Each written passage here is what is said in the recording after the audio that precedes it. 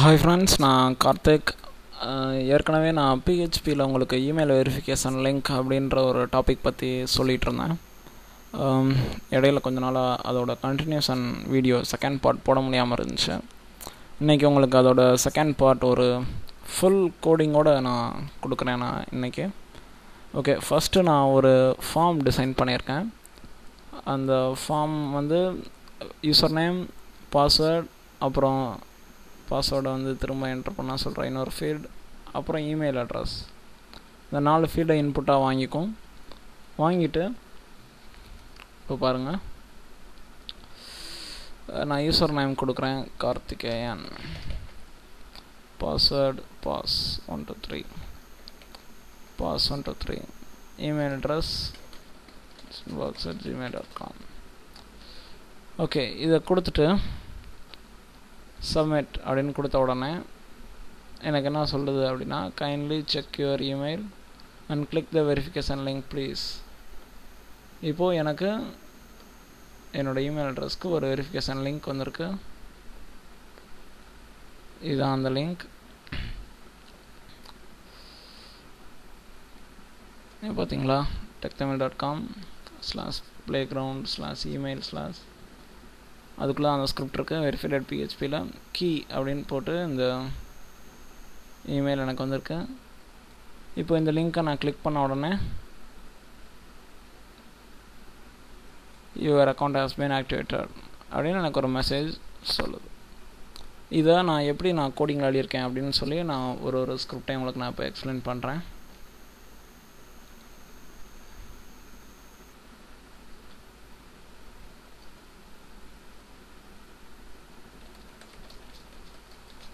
Okay, இப்போ first config.php. இது உங்களுக்கு எல்லாருக்கும் தெரியும். config.phpயில் நம்ம பொதுவாக டேட்டாபேஸ் செட்டிங்ஸ் மட்டும்தான் நம்ம போடுவோம். இது வந்து நான் சர்வரில் techtamil.comல நான் க்ரியேட் பண்ணியிருக்கிற ஒரு டேட்டாபேஸ். யூசர் நேம், அதோட பாஸ்வேர்டு இது. ஓகே, அடுத்து நான் ஒரு ரிஜிஸ்ட்ரேஷன் ஃபார்ம் போட்டிருக்கேன். அதில் 4 ஃபீல்ட்ஸ் இருக்குது.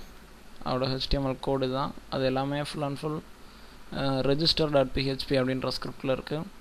இந்த ஃபார்ம் வந்து save.phpன்ற ஸ்கிரிப்டை ஆக்ஷனாக கால் பண்ணோம். ஓகே, இப்போது save.phpயில் நான் இருக்கிற கோடு தான் இம்பார்ட்டண்ட். இப்போ நான் அதை பற்றி உங்களுக்கு எக்ஸ்பிளைன் பண்ணுறேன்.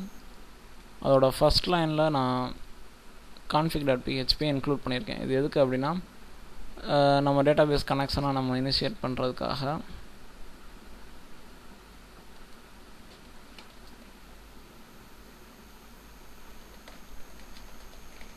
ஓகே, இடையில என் ஃப்ரெண்டு வந்து பேசிகிட்டே இருக்கான். Okay, fine. config.phpயில் நம்ம டேட்டாபேஸ் செட்டிங்ஸ் இருக்குது. இப்போது 14th லைனில் பாருங்கள், if insert post of button, அதாவது அந்த ரெஜிஸ்டர் ஃபார்ம் இருக்கு இல்லையா, அந்த ரெஜிஸ்டர் ஃபார்மில் ஒரு பட்டன் இருக்கும். அந்த பட்டனோட நேம் வந்து பட்டன் தான். ஓகே, அந்த பட்டன் செட் ஆகிருக்கு. அதாவது அந்த பட்டனை கிளிக் பண்ணியிருந்தால் மட்டும் இந்த இஃப் பார்ட்டுக்குள்ளே இருக்கிற கோடு ஒர்க் ஆகும். ஃபஸ்ட் நான் என்ன பண்ணுறேன் அப்படின்னா, அந்த ஃபார்மில் இருக்கிற ஒரு ஃபீல்டில் உள்ள டேட்டாவையும் ஒரு PHP வேரியபிளில் ஸ்டோர் பண்ணுறேன். அதான் இந்த line. $username = post of username, post of password 2, email. இந்த 4 டீட்டெயில்ஸை நான் ஸ்டோர் பண்ணி வச்சிட்டேன் PHP வேரியபிள்ஸில். அடுத்து நான் என்ன பண்ணுறேன் அப்படின்னா, இன்புட் டேட்டா வேலிடேஷன். அதான் இன்புட் டேட்டா வேலிடேஷன். இப்போ யூசர் நேம் அப்படின்னு ஒரு ஃபீல்டு இருக்குது அப்படின்னா, அது கண்டிப்பாக ஒரு நேம் வந்து டைப் பண்ணணும். அது வந்து எம்டியாக விட்டுறக்கூடாது. அந்த செக்கிங். பாஸ்வேர்டு எம்டியாக இருக்கக்கூடாது. இமெயில் அட்ரஸ் ஃபீல்டும் எம்டியாக இருக்கக்கூடாது. ஓகே, 2 பாஸ்வேர்டும் சேமாக இருக்கணும். இது அதுக்கான செக்கிங். நீங்கள் இதில் இன்னும் சில விஷயங்களை ஆட் பண்ணிக்கலாம். என்ன அப்படின்னா, யூசர் நேம் வந்து 6 கேரக்டர்ஸ்க்கு கம்மியாக இருக்கக்கூடாது. அந்த மாதிரியான கண்டிஷன்ஸை நீங்கள் ஆட் பண்ணிக்கலாம். இப்போது இந்த எரர் மெசேஜ் டிஸ்பிளே பண்ணுறதுல நான் ஒரு சின்ன கான்செப்ட் யூஸ் பண்ணியிருப்பேன்.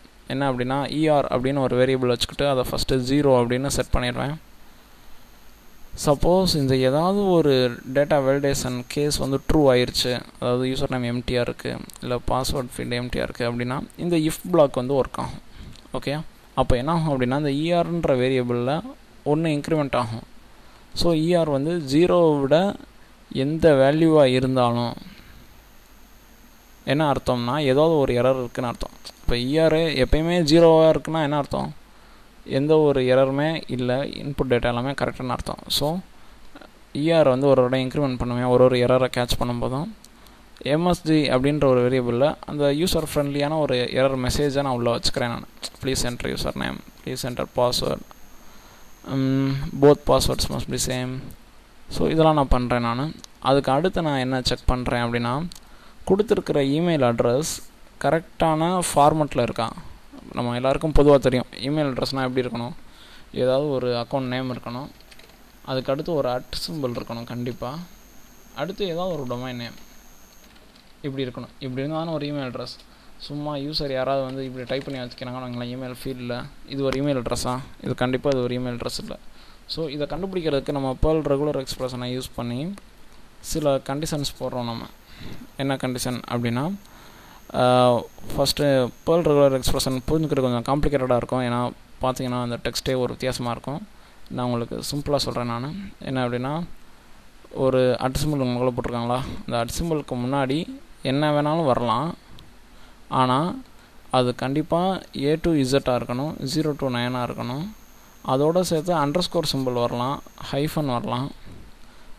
இது ஸ்டெப் பை ஸ்டெப்பாக எக்ஸ்பிளைன் பண்ணுறதுக்கே ஒரு தனியாக நிறையா வீடியோ பண்ணுவோம். ஸோ அதை விட்டுருவோம். ஸோ நம்ம ரெகுலர் எக்ஸ்பிரஷனை யூஸ் பண்ணி நான் வேலிட் இமெயிலாக இல்லையா அப்படின்றத நான் செக் பண்ணுறேன். இங்கேயும் நான் அந்த ER அப்படின்ற வேரியபிளை இன்க்ரிமெண்ட் பண்ணுறேன். இன்வாலிட் இமெயில் ஃபார்மேட் அப்படின்னு ஒரு எரர் கொடுக்குறேன். சப்போஸ் அந்த இமெயில் அட்ரஸ் வந்து சும்மா தப்பாக இருந்துச்சு அப்படின்னா